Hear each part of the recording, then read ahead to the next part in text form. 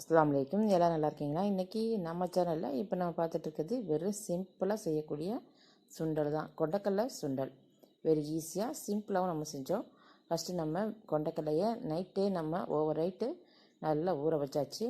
நல்லா ஊற வச்சு எடுத்துகிட்டு குக்கரில் போட்டு ஒரு 3 விசில் விட்டு எடுத்துடுங்க. எடுத்த பிறகு பார்த்திங்கன்னா இப்போ தான் வெந்து போய் அவ்வளோ சூப்பராக இருக்கும். இப்போ நம்ம எடுத்து பார்க்கும்போது நல்லா வெந்திருக்கும். நீங்கள் கையில் வச்சு அமுச்சு பார்த்தீங்கன்னா தெரியும், இந்த மாதிரி வெந்திருக்கும். இப்போ வெந்திருக்கிறத எடுத்து நம்ம தாளிக்க போகிறோம். அவ்வளோதான், வெரி ஈஸியாக சிம்பிளாக நம்ம இதை ரெடி பண்ணோம். நீங்களும் இதை மாதிரி ட்ரை பண்ணி பார்த்துருங்க. எண்ணெய் சட்டி வச்சு எண்ணெய் ஊற்றிடுங்க. பட்டை மிளகா உங்களுக்கு காரத்துக்கு தகுந்தாற் போல் ஒரு 5-6 பட்டை மிளகா போட்டுக்கிட்டேன். கருவேப்பிலை, கடுகு அதில் கொஞ்சம் போட்டுக்குங்க. போட்டு நல்லா தாளிச்சிடுங்க. பெருங்காயத்தூள் அதில் போட்டுக்கங்க.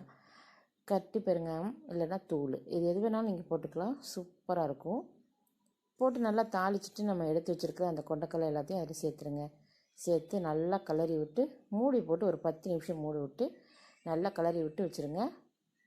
உப்பு வந்து நம்ம வேக வைக்கும் போதே அதில் நம்ம போட்டிருப்போம். பத்தலைன்னா லேசாக உப்பு தூக்கிங்க. இதில் ஒரு மூடி தேங்காவை நல்லா துருவி போட்டு எடுத்திங்கன்னா சூப்பராக இருக்கும். வேணும்னா நீங்கள் ட்ரை பண்ணி பாருங்கள். சூப்பராக வந்துச்சு. தேங்க்யூ.